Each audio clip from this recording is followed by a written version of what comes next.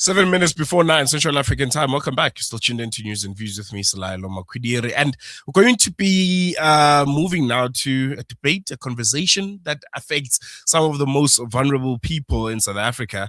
The question is, should artificial intelligence have any say in who qualifies for a social grant? Yes, you heard me correctly and clearly. Should AI have any say on whether or not you qualify for a social grant? This is as government increasingly digitizes public services. There are concerns that are being raised about automated systems, essentially making decisions that can have very, very real consequences for people who depend on the state for basic support. Now, the question is not simply whether AI can make decisions faster. It is who's accountable when that decision is wrong? Because if there's one thing that we've learned about AI is it can get a lot of things wrong. And joining us now is Temoho Kgosipula, media coordinator at hashtag Pay the Grants. And he'll be having this conversation with us. Temoho, thank you so much for joining us. Welcome to the show. Really appreciate it. All right. Thank you for having me. I'm glad to be on the show. And I think this is a very important conversation to have. And I'm glad that you set that the premise for the conversation. So, yes, thank you for having me, and greetings to your listeners. No, thank you for joining us. And now I want to jump right into it. The central concern here, why shouldn't AI be involved in deciding who receives a social grant? It has become an integral part of our lives. It is being introduced in almost every aspect, whether it's education, it's health, it's the fourth industrial revolution. Everyone is talking about artificial intelligence. It is the new thing. Why should grants be exempted? I mean, it looks like it's the most efficient way that us as humans can expand our reach and our capabilities. Yes. Yes, I think those sentiments sort of make sense until it is like evaluation time. So for instance, AI, like any other system, is tied to data, which is gathered from already systems that already have or gathered data, which is already biased to a sense. So AI doesn't generate new information and doesn't make its own advances. It rather relies on data that is fed into it. So I think for that very aspect, it makes it inherently biased because, as we know, the current data and the current society, the way it's set up on its own is already biased. There's already racism. There's a variety of differences that is then applied to then our systems, which is only going to reflect our society and is not going to make anything better to a sense the way it is like sold to us or it's made to be seen because our economy is very unequal and I mean all over the world to that sense. And the systems that have been put in place are known not to be effective, especially the current government systems and economic systems are currently failing us with unemployment soaring sky high. So to take the data or the existing data that we have and then sort of putting it into an automation to expect better results, I think it's rather not a problem solver, but it's rather counter solving. Yeah. I want to come to the specifics here. This conversation obviously arises from the fact that SASA itself is now starting to introduce artificial intelligence and a lot of digitization in their systems. What exactly, as hashtag Pay the Grants, have you looked at and thought, well, automation shouldn't be used in this aspect, and it may exclude a lot of very, very vulnerable South Africans in receiving social grants in the near future?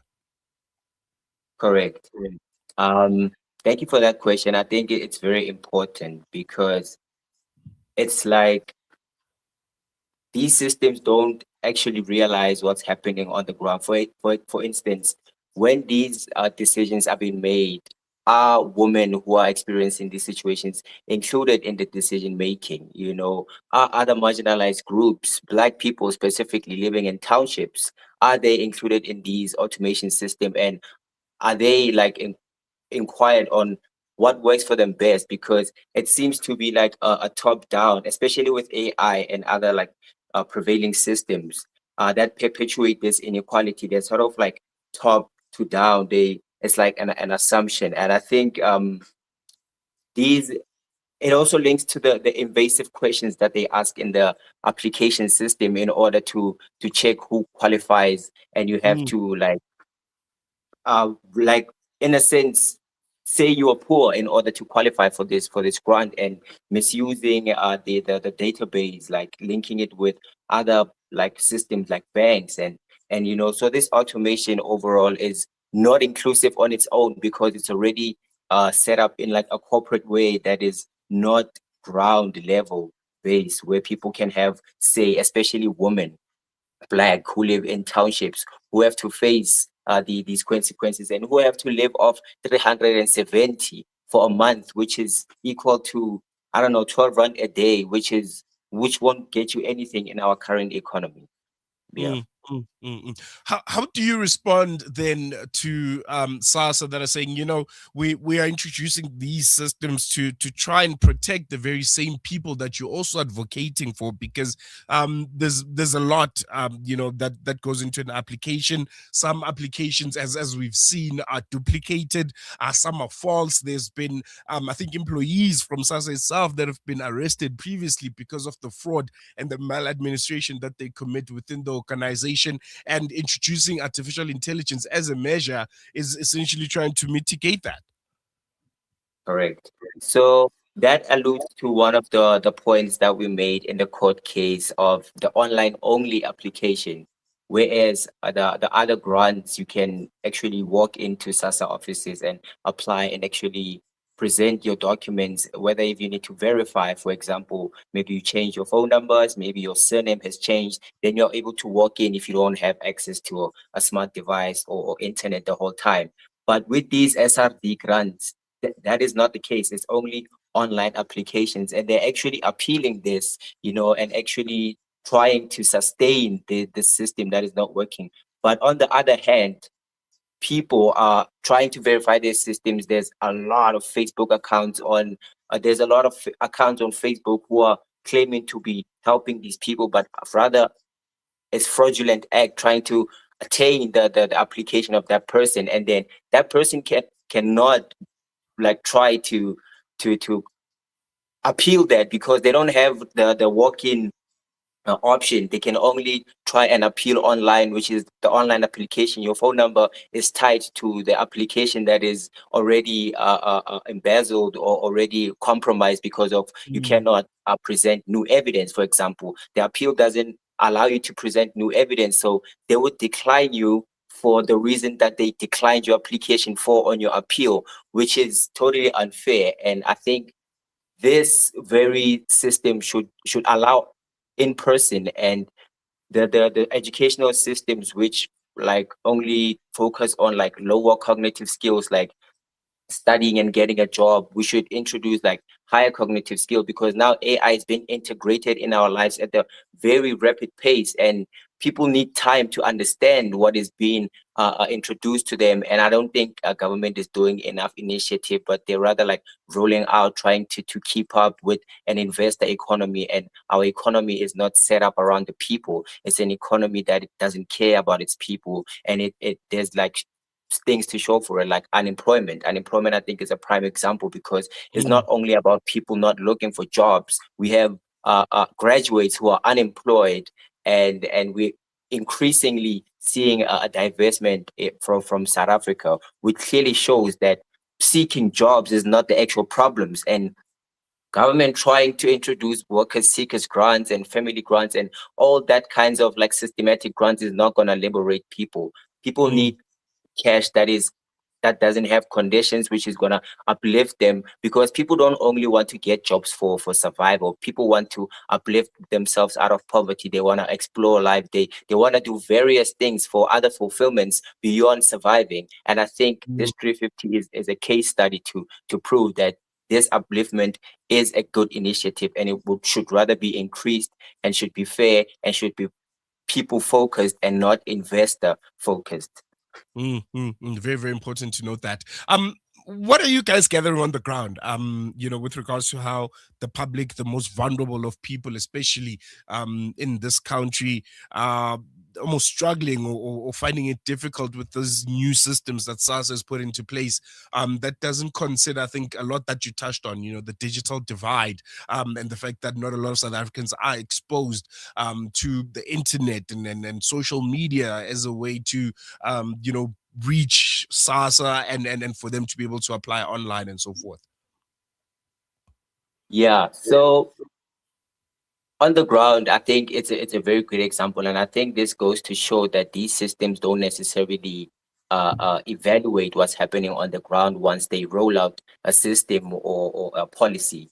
So, for instance, a person can get declined for receiving NSFAS, which is a government initiative, which shows that this automation and these like database that are used are inherently unfair. So people will get declined for receiving support, which is claimed to be income. And income is very much different from support because support is not actually guaranteed. It is not a recurring thing. So you may receive support this month, but it's not guaranteed that you're going to receive support next month. So income is if you have an investment or if you have a job. But if you receive support from your family or a gift or whatever, this is not a merit to be excluded from receiving a grant that is targeted at you, or NSFAS, which is supposed to support your education, touching on free education that was promised to the broader South Africa, that education is going to be free once we retain this democracy. But as we can see, people are drowning in student debt.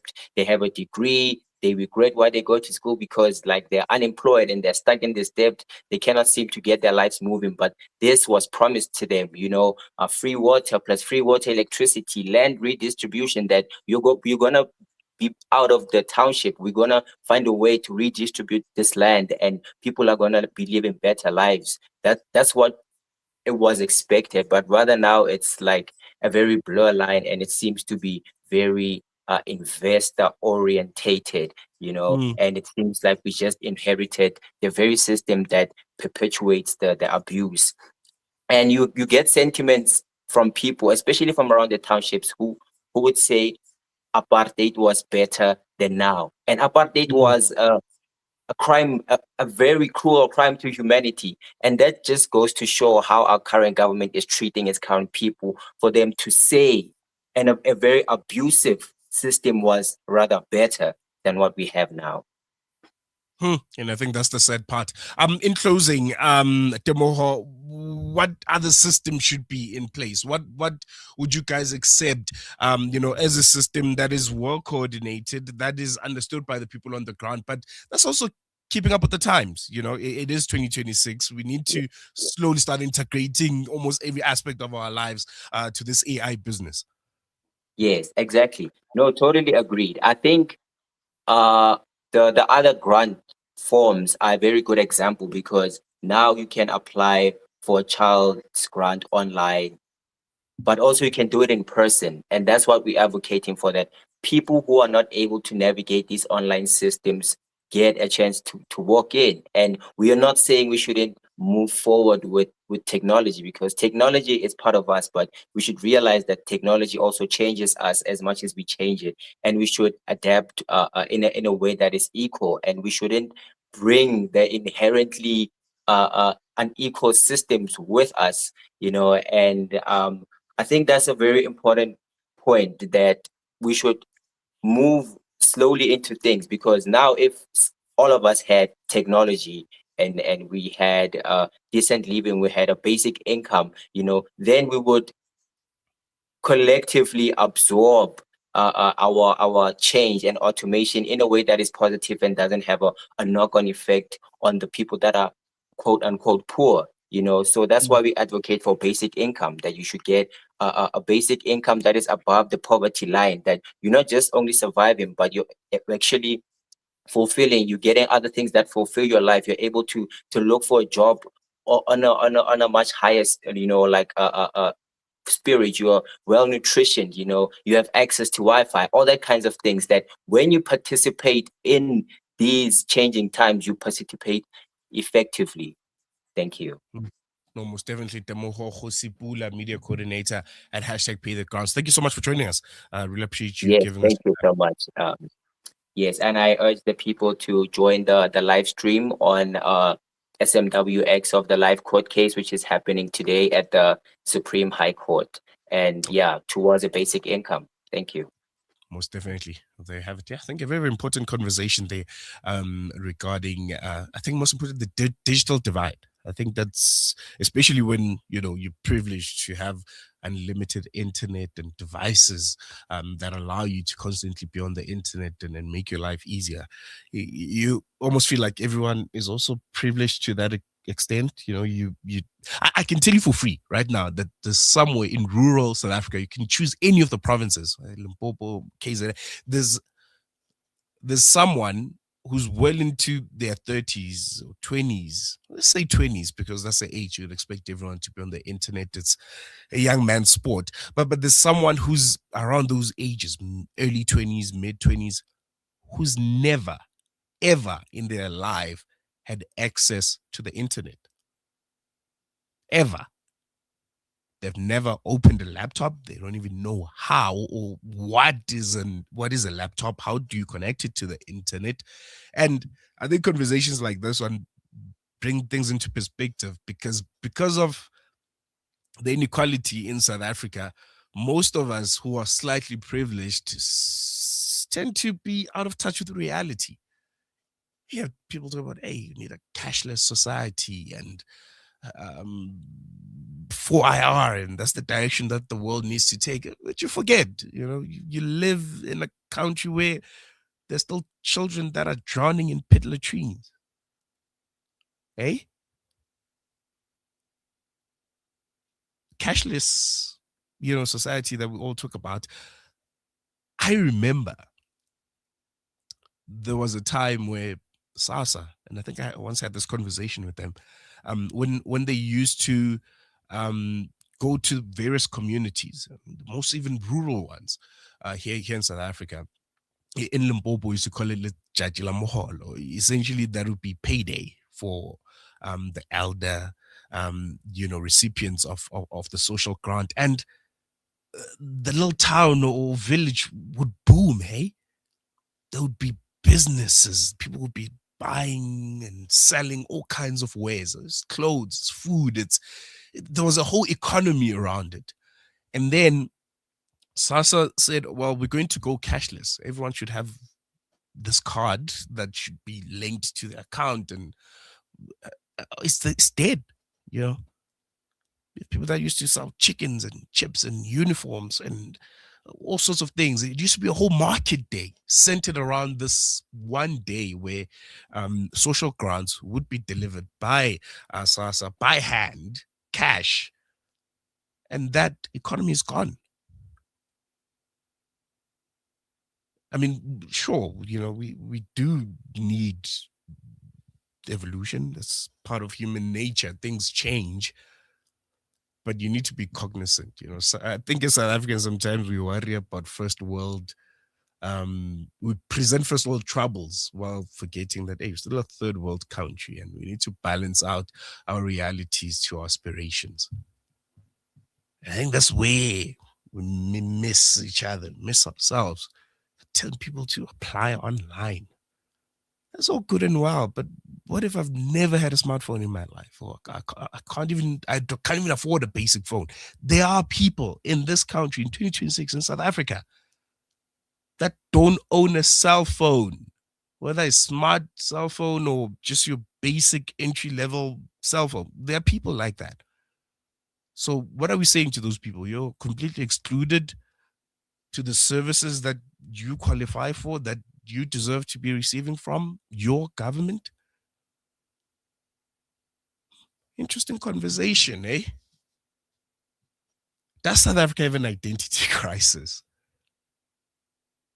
Because of maybe the inequality in the country. I mean, you can close, my brother. Man, when you look at where you are right now and where someone is in another part of the country, I think that's a conversation to revisit. Going to a quick break. When we come back, it's Wales Week 2026. We're going to be looking at both the legal and Sharia considerations when preparing a will. Do you have a will? We'll be hearing from our good friends at Al Baraka Bank. I'll be speaking to their legal advisor, Mohammed Rais Hussein, and Sharia advisor, Molana Ibrahim Mia, right after this. Rejuvenate.